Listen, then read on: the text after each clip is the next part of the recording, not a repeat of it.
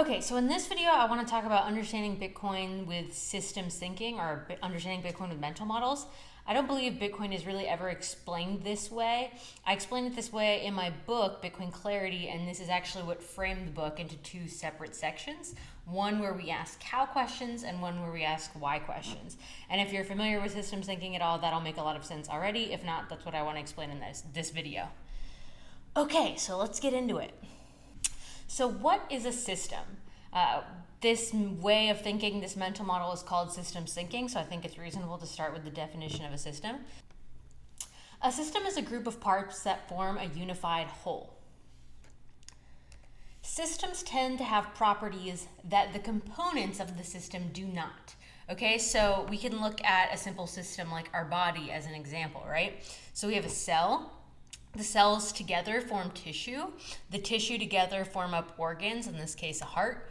The organs make up certain systems within our body. So in this case, the heart is part of the cardiovascular system.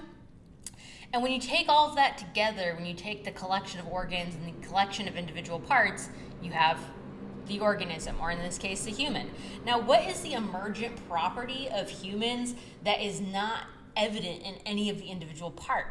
Right? Well, we could say life, but obviously the cells are alive, so it's not quite life, it's consciousness.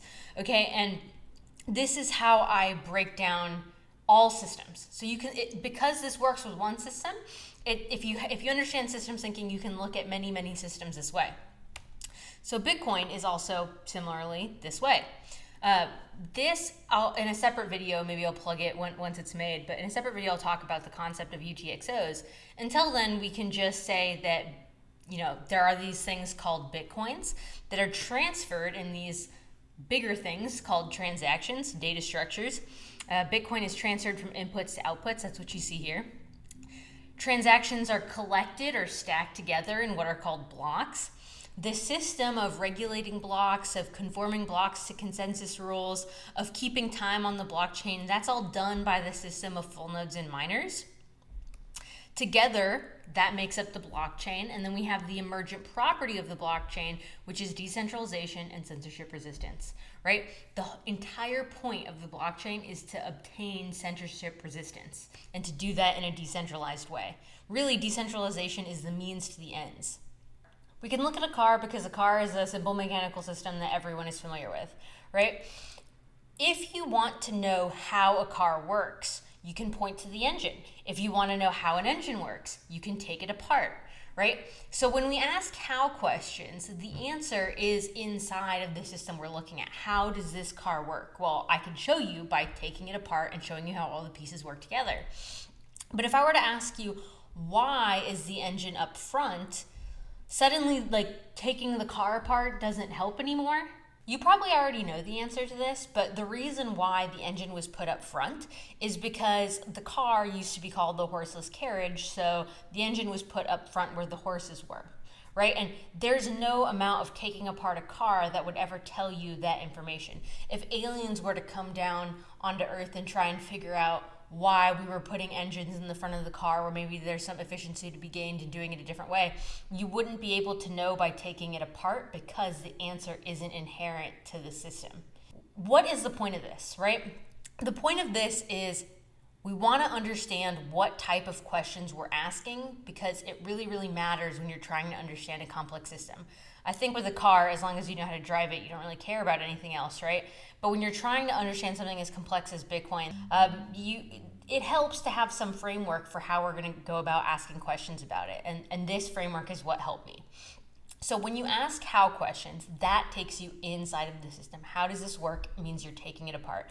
When you ask why questions, it takes you outside of the system. So if someone wants to know why Bitcoin is valuable, what gives Bitcoin its value, why do people care about Bitcoin? Why are people buying Bitcoin? Those questions all exist outside of the system, and you could not know that by simply looking at the properties of the system itself.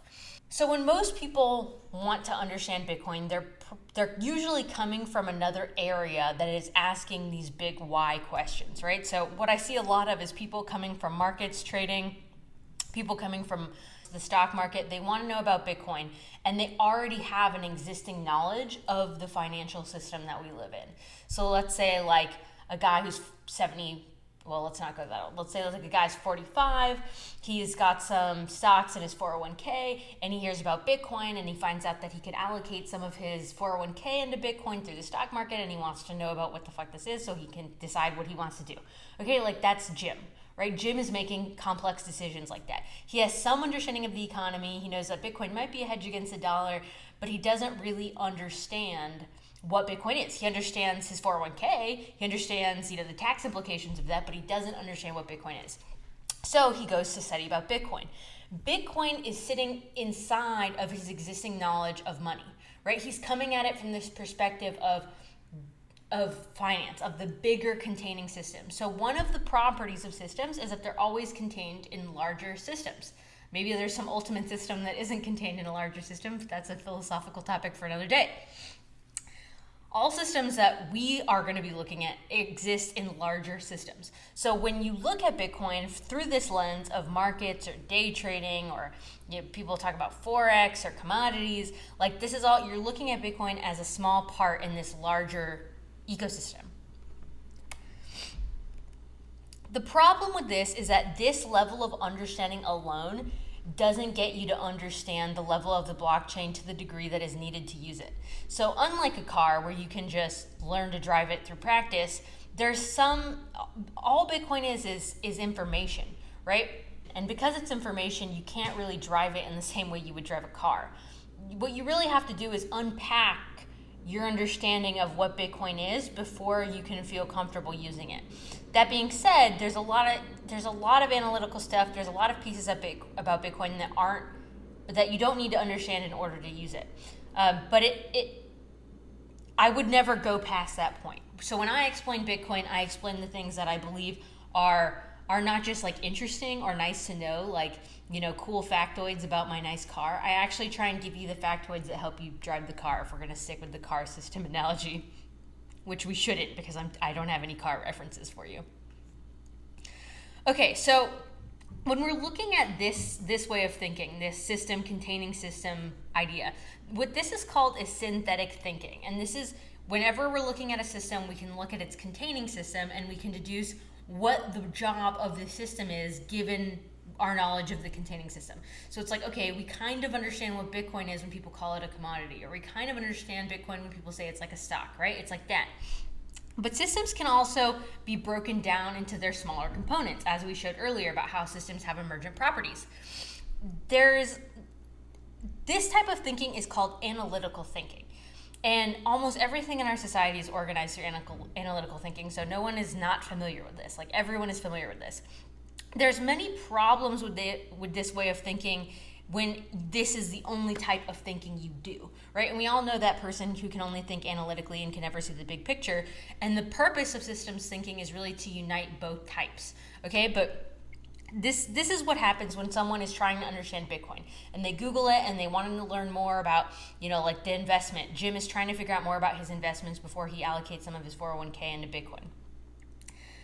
When you try and Google stuff about Bitcoin, it all looks like this, because it's an industry full of analytically minded people. So what you're gonna see immediately is people breaking down, Bitcoin into cryptography, and then cryptography into your private key, and then your private key is broken down into binary, and it just goes and goes and goes and goes. And then they could talk about miners and full nodes and smart contracts, and it's just so much. It's overwhelming. Okay, so sometimes explanations that are focused in this analytically minded way, although well-intentioned, can very quickly become overly technical, difficult to understand, and even push people away. What we should understand is that analytical thinking and synthetic thinking both have purposes, okay? So analytical thinking is really good for explaining how a system works. Remember, going inside of the system, breaking it apart, like this visual here, the blockchain being broken apart. When you ask how questions, the goal of that is to obtain knowledge and produce some sort of usable skill, okay? When you ask why questions, the goal of that is to get higher level understanding, perhaps to explain the desire, like why was this done, to explain intent, to explain motive. Having knowledge doesn't mean anything if you don't also have understanding. There are going to be people who explain Bitcoin from only the why perspective. like why you need to buy Bitcoin today, why Bitcoin is the best form of money. And the problem with that is, as this industry evolves, you can't keep up with it, and you can't make intelligent decisions because you simply don't have enough knowledge to get at that why. Right? How are you supposed to evaluate, one cryptocurrency from another cryptocurrency if you don't have the knowledge to do that? You really need both types of thinking in order to understand complex systems. Because analytical thinking focuses you on the parts, it can at times be hard to see the big picture. Because synthetic thinking gets you to focus on the big picture, it doesn't alone, it cannot give you the details about how a system works. And sometimes you do need those details of how the system works in order to use it, in order to understand or believe the why portion of it. Right? So if you don't understand how the basics of cryptography works, you may not believe that it's something that works at all. There's just an example. I don't actually believe you need to know cryptography to understand Bitcoin. Systems thinking is about combining analytical and synthetic thinking to get a complete knowledge and understanding of the system. Okay, so if you want to learn more about Bitcoin, if you want to learn more about the data on the blockchain and the way this system is built up, the next video is going to be talking about blocks, transactions, UTXOs, and I think all of it is useful for people who are trying to understand this. All of this is useful for people who are trying to use it, and I will see you in that next video.